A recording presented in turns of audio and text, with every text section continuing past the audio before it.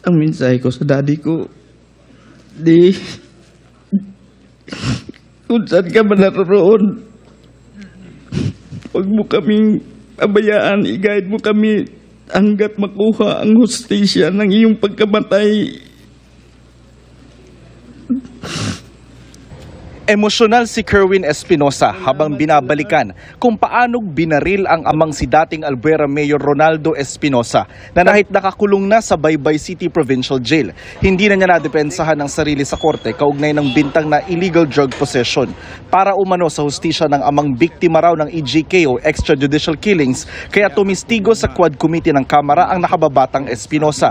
Binawi niya rin ang pag-amin noong drug lord siya at ang pagdawit pa kay dating Senadora Leila de Lima sa droga na iniutos lang umano ni dating PNP Chief at ngayong Senador Bato de la Rosa sa pamamagitan ng pananakot sa kanya pagkabalik mula abroad noong November 2016.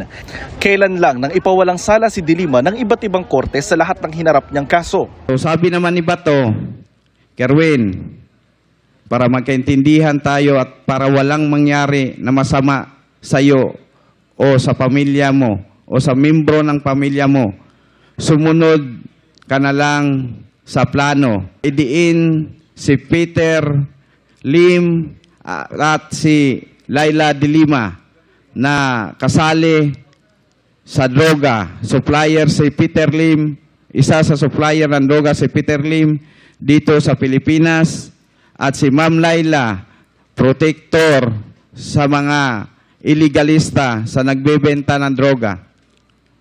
Kung walang problema po yun, sir, gagawin ko yun.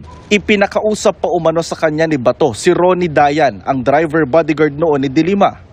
Sabi ni General Bato, ayusin nyo ang statement nga magkatugma ang pizza at ang area kung saan nagkaroon ng pagbigay ng pera at pagtanggap ng pera. Itinanggi ni Bato ang mga paratang. Pag makita ko yan, suntukin ko siya sa mukha. Makapagsalita siya, akala mo sino siyang malinis. Nakausap ko lang siya isang bisis. Nung pinuntahan ko doon sa kulungan niya, yung tinanong ko siya about kay Espinido, kung yung totoo ba yung sinabi niya na tumatanggap sa kanya ng pera sa Espinido.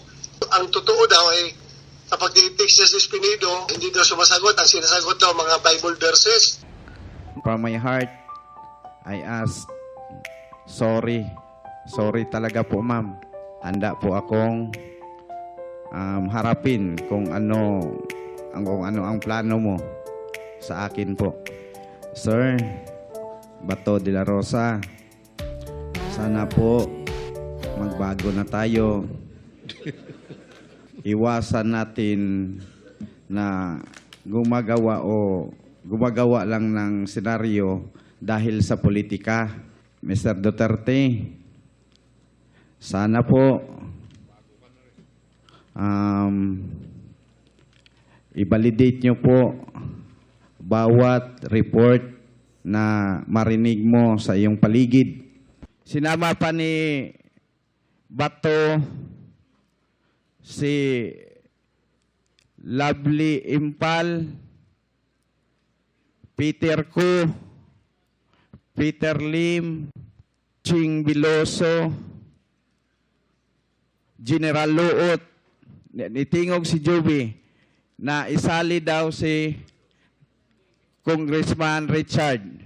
At kaugnay ng mga nadiskubre umanong droga, baril at pampasabog sa bahay nila, iginit ni Espinosa ang itinanim umano ito ng pulisya kasabay ng ikinasa nilang raid. Dismiss na rin ang lahat ng 5 drug cases na isinampa laban kay Espinosa dahil sa kakulangan ng ebidensya ayon sa kanyang abogado. Nang tanungin sa kanyang intensyon, lalo't kakandidato para sa dating posisyon ng kanyang ama, sagot niya, Hustisya po para sa papa ko.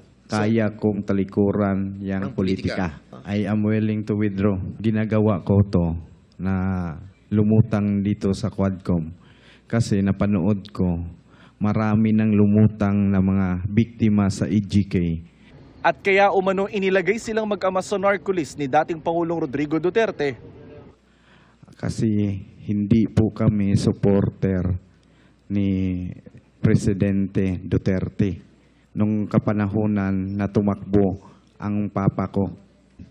Kasi maraming mga biktima na hindi supporters niya. Ganon din ang nangyari.